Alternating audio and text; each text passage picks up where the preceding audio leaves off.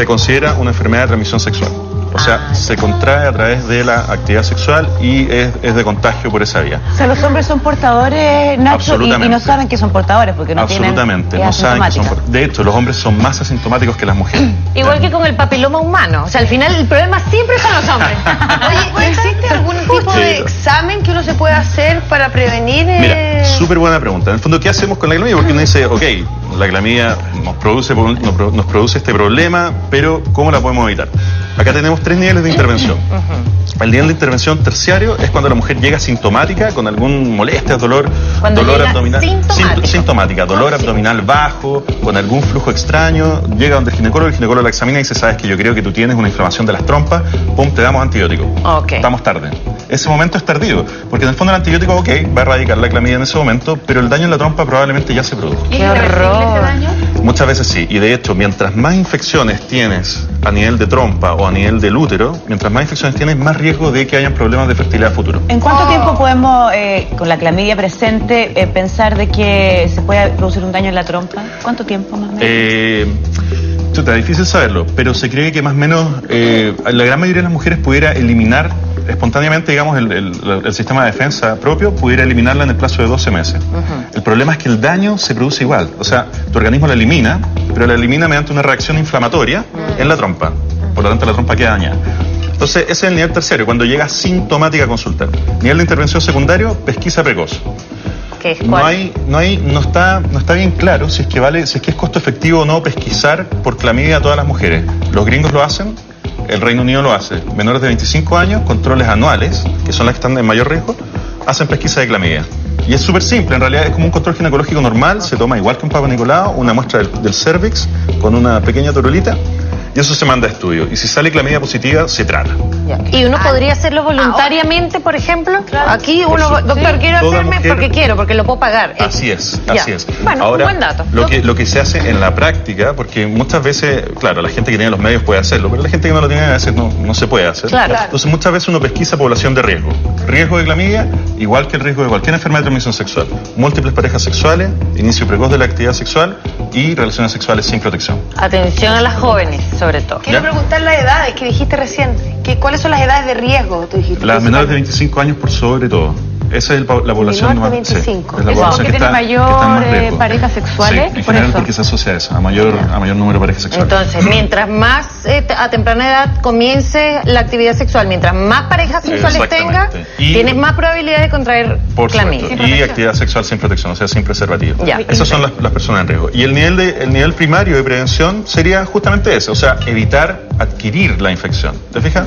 Y para eso es lo que acabamos de hablar. Ya, y entonces, una vez que está instalada, por ejemplo, este tipo de infección que lesionó las trompas, ¿también puede llevar a los ovarios algún tipo de lesión? Claro que sí. De hecho, la inflamación de la trompa muchas veces incluye el ovario, ¿ya? Y en algunos casos, lamentablemente, uno ha tenido que llegar a hacer una cirugía que es una cirugía, entre comillas, mutilante, o sea, hay que resecar la trompa y el ovario porque francamente uno llega en un momento en el cual están prácticamente inservibles, y esa mujer en la cual tú tienes que retirarle de repente una trompa y la otra trompa se ve que está también dañada, esa mujer no tiene otra opción que hacerse un procedimiento de fertilización o reproducción asistida. O sea, te lesiona, digamos, tus óvulos. Los óvulos de tus ovarios te los lesiona. Más que todo es la trompa. Lo que pasa es que acá, por eso traje... ¿Y dónde se implanta el...? Yo les quería mostrar acá para que la gente entienda un poquitito. Mira, habitualmente lo que ocurre es que la fecundación ocurre acá en la trompa. Acá se ve perfecto ahí. Sí, perfecto. Entonces el óvulo viaja por la trompa y se instala por acá. Entonces, ¿qué es lo que ocurre? El espermio tiene que subir por aquí y encontrarse con el óvulo a nivel de la trompa, a este nivel. Tremendo bien. Aquí se encuentran, aquí se produce la fecundación y después este óvulo fecundado viaja por acá, pum, y se implanta, acá en el útero. Cuando la trompa está dañada, pueden ocurrir dos cosas. Uno, que el óvulo no es capaz de encontrarse con el espermatozoide, por lo tanto nunca hay fecundación. O dos, se fecunda y no es capaz de avanzar hacia el útero porque la trompa está dañada. ¿Y puede generar un embarazo ectópico? Embarazo ectópico. Entonces, gran parte de los embarazos ectópicos hoy día que se ha visto que han aumentado, de hecho, en su frecuencia, se debe a estas infecciones por clamidia. Pero entonces sí podría ser una mujer candidata a una implantación, por ejemplo, in vitro, eso se hace otro tipo de alternativa. Así es. Dentro del estudio de la infertilidad de una mujer, uno tiene que estudiar el factor tubario. ¿de acuerdo? ¿Cómo están las trompas? ¿Cómo están las trompas de esa mujer? Y si esas trompas están falladas, están dañadas, digamos, uno podría terminar en un procedimiento de fertilización asistida. Por aquí hay una pregunta. Sí, lo que pasa es que hace rato, pero está súper bien porque justamente a propósito del embarazo. Puedes tener una pérdida entonces de embarazo por clamidia. Se puede pedir, yo he escuchado que se puede hacer una autopsia al feto que tú perdiste para saber si efectivamente tienes clamidia o no, o por qué perdiste tu guagua, como para no seguir perdiendo guaguas durante el tiempo, porque es muy frustrante para las mujeres. Sí, en general la clamidia, más que a pérdidas reproductivas como tal, se asocia a parto prematuro. O sea, más que perder un bebé que no está en periodo viable, se asocia a parto prematuro, sea un feto viable, pero que nace prematuramente principalmente porque se rompen las membranas, se rompe la bolsa antes de tiempo, por infección asociada a clamidia. Son más delgadas que ya, perfecto. Se inflama. Doctor, y cuando uno ya tiene guagua, las mujeres que ya tienen guagua tienen menos riesgo de contraer clamidia si es que ya no la tuvieron. ¿O da lo mismo? No tiene, fíjate que no tiene impacto, porque el riesgo de contraer clamidia está en lo que ya conversamos, o sea, en el número de actividad sexual. Y ojo, que la infección por clamidia puede ser en general, como les contaba, una infección que es transitoria, que se blanquea en el plazo de 12 meses en forma espontánea.